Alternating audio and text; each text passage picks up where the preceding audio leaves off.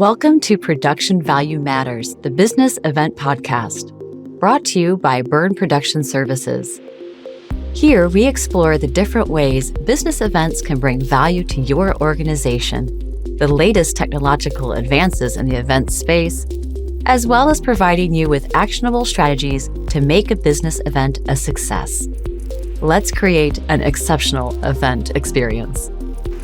Hi, I'm back. A little less sweaty. Okay, today we're going to talk about AV. Has anybody in here got an AV quote and gone, holy fuck? Yes, for almost exactly the same AV from 5 years ago, but that's not really true. So I think that the elevated expectations that a lot of our clients are asking us for these days, I think the answer to that is AV. But we know if you don't speak the language, you don't understand the technology or the investment, those costs can spiral out of control pretty quickly. So today we're going to talk to Matthew Byrne, a good friend of mine, about why, quite honestly, and a few other things. So Matthew, why is AV so expensive? Thank you for the loaded question. You're welcome.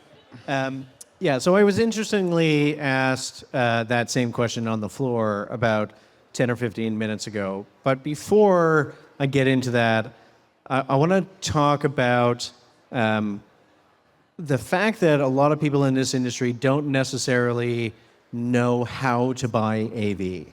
And I'm going to put it in the context from April Dunford's book called Sales Pitch. April Dunford is an expert on positioning and marketing for B2B companies. She's got a great book. It's called Sales Pitch. You should go pick it up. She actually lives about 10 minutes down the road from us here. She's an amazing Canadian. She tells the story at the beginning of Sales Pitch about the challenge that customers face in buying what they need.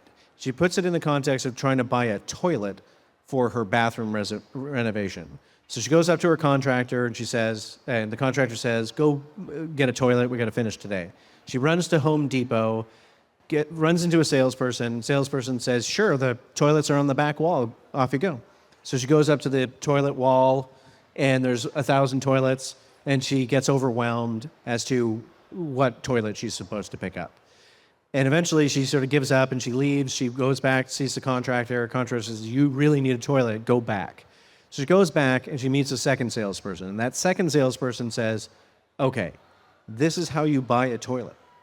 She said, start asking questions about how big is your bathroom? Is it your main bathroom? Like what color is your bathroom? Is it for guests or just for family? And about 5 or 6 questions later, they eliminated 90% of the toilets on the wall. He said, well, there's that one, that's super high end. There's that one, which is a workhorse. You'd put it in your basement. And there's that one, which is a bit nicer and about mid-range. She bought that toilet. She left. 10 minutes later, she had a toilet. I think people in this industry don't necessarily know how to buy because they're not sure what they're buying. And so the first part of the answer to your question is really going to be about understanding what type of buyer you are and what you are actually buying. So understanding the economics of AV comes down to understanding the business model of AV and whether or not that's suited for what you're actually buying. So there's 2 types of AV companies. Ooh, that got really loud. There's 2 types of AV companies or AV suppliers, if you want to put it that way. There are production companies, and then there are AV rental companies. And for a production company, what you're buying is a budget, some project management, some design, and some certainty. And from an AV rental company, you are renting equipment. And so it's very product focused, not process focused. And so what I think the first obstacle that a lot of organizers and planners get when they go into the audiovisual market is certainly some misunderstanding of market conditions. But the first one is not quite understanding what that business model is of the company that they're trying to rent gear from or find a solution to.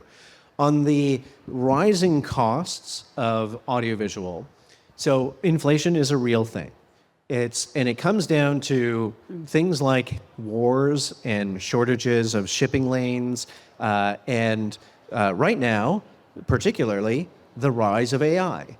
because the same semiconductors and microchips that are used to build projectors and video processing machines and media servers are being co-opted by the largest companies in the world to build AI processing chips. So if a lot of AV companies have some aging inventory that they're trying to get ahead of the game and get the new inventory in, but they can't because there's a 9-month to 1 year lead time on manufacturing, where there used to be like a stock sitting in a factory in China. That doesn't exist anymore. Now, if you need like a new lighting console, you actually have to order it. They'll start to build it, and you'll get it in a year, because you're still like the semiconductors that you need to build that and to do all the cool things that it does is being bought by Facebook right now. So there's that. So when it comes to battling that cost and how you manage that, I get that the challenge has always been, in 2019 we did this, we have the same money that we had in 2019, how come it means less? There's more demand on all of the inventory, on all of the people, on all of the markets across North America. So the trick that we have or started to use with the strategy we've tried to use with clients is to help them understand the market conditions. And we are meticulous about it. We do tons of research, even before a client calls us, about all the major markets, who's got what, where the inventory is, who's providing, who's gotten rid of inventory because it's become obsolete, all of those things, so that when they come to us and say, look, we had $100,000 in 2019, what does that get us? And how come we can't have the same? We're advising them on those market conditions. Then we're leveraging our technical creativity to be able to say, what's your real objective here? And this is where I go into what type of buyer are you? Because I'm a technical buyer. When I'm looking for a lighting instrument, I'm looking for a specific lighting instrument that achieves all the things that my lighting designer wants to achieve. Whereas most organizers and planners are looking for a moving light wash that does cool things with beams. Not to belittle that, I'm just saying like it's a difference in language. So how I buy in that market is very different from how a planner or organizer buys.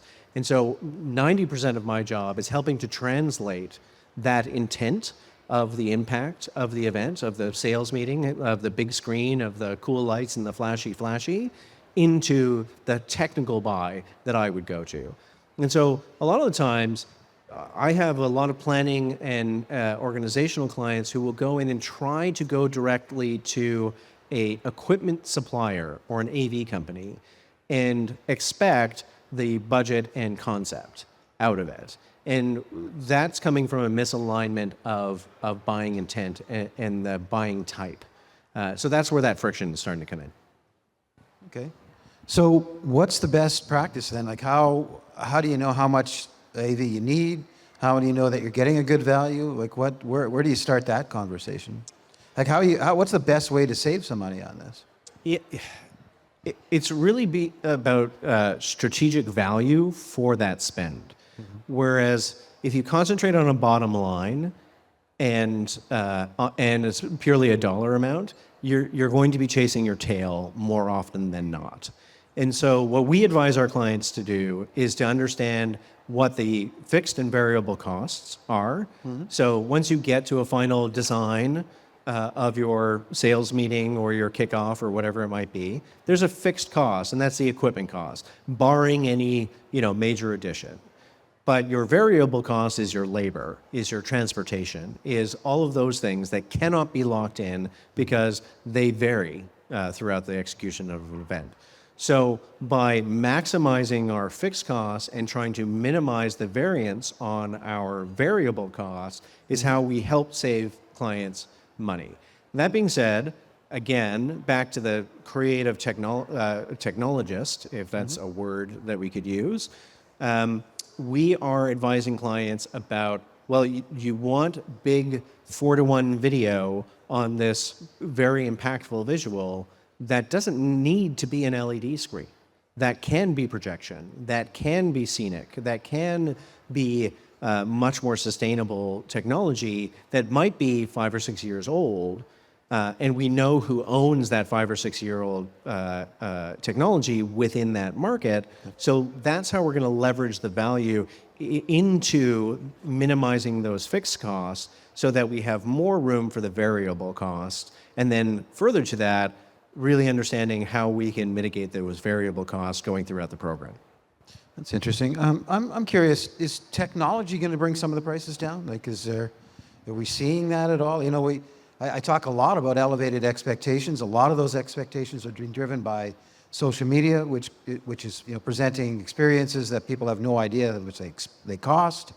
So do you think that we're going to see some advances in technology that allows us to bring some of those experiences down to a more manageable or accessible level? I don't know if it's going to be advances in technology, moreover, a better understanding of sort of the spectrum of technology that's available. Yeah. We did an article recently about understanding why there's a price variance between, 2 or 3 AV companies that have the word moving light on their quote.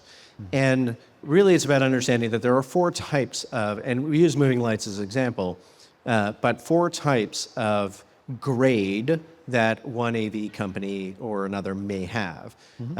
So the 4 grades are consumer, prosumer, professional, and high-end. Now, consumer grade is something for the Canadians in the room. Go to Long and McQuaid and get some DJ lights. Those are consumer lights. They are not meant to last. They're for your backyard. They are for a consumer market. The same manufacturer may have a prosumer, which is slightly better, a little bit more durable, but it's really meant to be like if you're doing AV for a high school drama club. Really, it's a good learning mechanism for technical people. Then you have professional grade and high end. Now, professional grade is most, like I'd say 99% of AV companies have a stock of professional grade lighting fixtures. And then there's maybe 5 across North America who specialize in high-end fixtures. And so, part of our strategy is to understand that, an internal planner at the XYZ company wants a moving wash. Do they need high-end fixtures? Is this a Broadway production? Well, we're going to advise them maybe not to use those and maybe use just a professional or even a prosumer model, knowing that what we're trying to achieve is accomplishable with this piece of technology. So again, I don't think anybody's like in the wings inventing a light that can be manufactured super cheap and will be super plentiful in the market anytime soon. But understanding those gradations in the market will really help you to understand where you can potentially save on those fixed costs. And again, reduce the fixed costs to a reasonable place before you start so that it gives you more flexibility to manage variable costs as you go through the program. Is there one question that you get from planners more often than not? I got to grab my glasses. Sorry, guys. Certainly the question of why does it cost so much? And that is really coming back from the labor changes, which are very predictable. We've had recorded history has a few big major pandemics. You say labor is predictable? The rise in labor is very predictable right now. Talk to any economist, and they'll look at the Black Plague, they'll look at the plague of 1917, they'll look at COVID, and no one is surprised at how labor has changed. And like you can see it if you graph it, that it goes up because there's a shortage of labor and a higher demand, and then it stabilizes, and then it goes back up after a major disaster, and it stabilizes and it goes back up. So, as a grander economic principle, I'm not sure if everybody here has a beautiful, luxurious house that they have completely paid off, and the reason is that wages have not kept up with that inflationary contributor. And so, yes, I think our industry really rested on its laurels for many years, taking advantage and leveraging, as we all do. This whole business is about leveraging, and so had leveraged those low labor costs, and now we're seeing a correction forced on us, but certainly we have to adapt to it. And that's, again, not to repeat, but going back to variable versus fixed costs, minimize your fixed costs so that you can have more flexibility with that variable cost. Because that variance is going to continue to go up, I think, for the next year. Okay, fair enough. What's next? What are you excited about in this industry? In AV, obviously. Yeah. I don't like to sit here and try and figure, like, if anybody talked to me in the fall of 2019 and said, hey, should we invest in video technology? I would have said no. Because I'm like, why would we do that? And then, I have not been able to predict anything for years now. I think we're going to see a continuation of what we've seen over the last 2 years. And I'm not sure if everybody is aware that WebEx events just shut down, which was funny. I was at another event where WebEx events was doing a big exhibit, and I was sitting in the lounge for WebEx events when the announcement came through. I was like, oh, interesting. So I think this is going to be a broad statement, but I do think virtual is not dead, but certainly on the back burner as a good reserve, and it's finding its place. I think that we will see the continued resurgence and embracing of live experiences more and more. And in an economic sense, I think everybody had this sense that after the pandemic, when we all went to virtual, and all these CMOs out there were sitting there going, oh, I don't have to spend $1 million for live events. I can spend $100,000 for virtual events and get the same return. Their audiences rebelled against that, to the point where I think I shared a comment with you almost a year ago where you asked me about virtual, and I said, every time I mention virtual or hybrid to a client, they threaten to fire me if I mention it again. And so I think that trend is going to continue.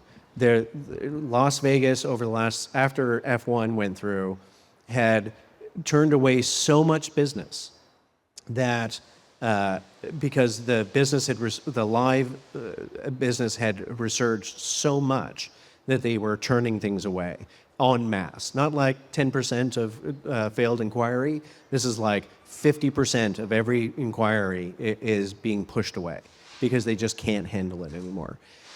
What I am seeing, and there was an interesting story today, is secondary markets are starting to grow because Vegas and major markets are now so saturated that big businesses are now going into, like, Phoenix, Arizona.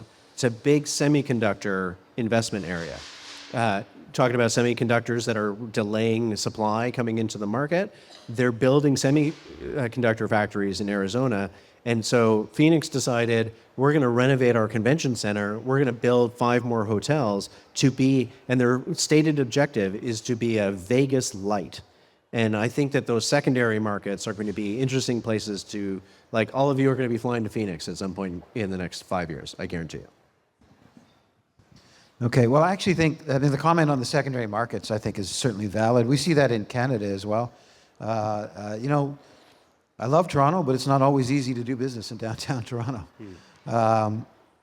Okay. What, if you could leave us with some kind of a takeaway that people are really going to be able to use in order to either understand their AV better or to get the cost down, what advice could you give to them?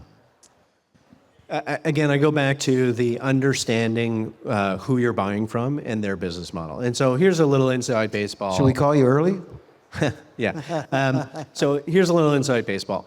Every AV rental company has essentially the same business model. They invest millions of dollars in inventory, like a car rental company. They buy a bunch of cars, they put them on a shelf, and then they hope that they can get them off the shelf at what's called a weekly return on rental. And so there are some industry standard percentages for video because it's a high turnover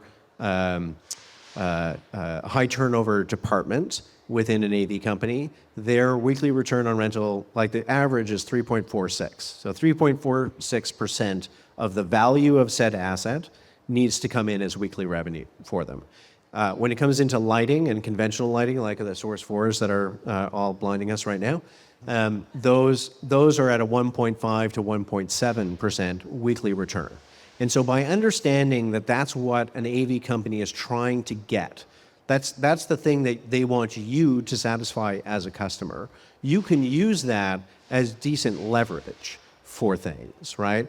By understanding a little bit of some pricing of manufacturing, which you can Google at any time, say, how much does it cost to buy Source 4, and understand that, you've got 43 of them on your show, 43 times that price, times 1.75 is roughly what they need to make per week on that particular asset if they bought it new today. So you can understand that pricing model a little bit more.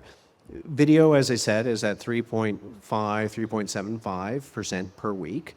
And so, if it costs, like for an E2, which if anybody knows is a video switching platform, it costs to buy it brand new is a couple $100,000 times 0.3, times 3.75%. That's roughly what they need to make on it. Now, if that is not aligned with a particular price that they're giving to you, and the average price for an E2 rack rate, I would say, is probably about $500 to $7,500 a week, depending on which market you're in. If they're charging you 10 grand for it, then understanding that price economics and how they make their money is going to give you a leverage point to be able to understand where they can give it. So, and then if they don't have inventory, they're never going to be willing to discount anything. And if they do have inventory, they'll give you that discount on the gear if you understand where they're making their money, right? So it takes a little bit of knowledge to be able to understand that. Okay, I'm going to give you one last softball. Just toss it right up in the air like that. Why should people work with you? Well, so our business model is based on, we don't own inventory. We have what we call command and control. And so we own the front of house, we own the video village, media servers, switchers, engineering racks. And I think the value that we bring into the equation is understanding all those destination markets we work in. It's funny you talk about Toronto. I haven't worked in Toronto in 8 years because 99% of our business is in external markets like Vegas, Texas, California, Florida, in North America. And our expertise comes into not only the project management and the design and the technical management, but also doing deep research into each one of those markets so that we can better leverage the spend of our clients and get more value for them out of their spend. Rather than sending a client blindly into a market they've never worked in before and don't really understand the players and or the back-end economics of it, that's why our clients work with us. So we're able to advise and guide them through that buying process. We try to be that salesperson at Home Depot when she walked in to buy the toilet. We tell our clients how to buy, what questions to ask, where the wall of toilets is, and then we help eliminate the possibilities until we find the right fit. Outstanding. Thank you very much. Well, thank you very much, Matthew. And that was outstanding. Great. And we'll be back. Production Value Matters, the business event podcast, is brought to you by Byrne Production Services. To find out more about Byrne Production Services and how putting on events can drive value for your business, visit byrneproductionservices.com.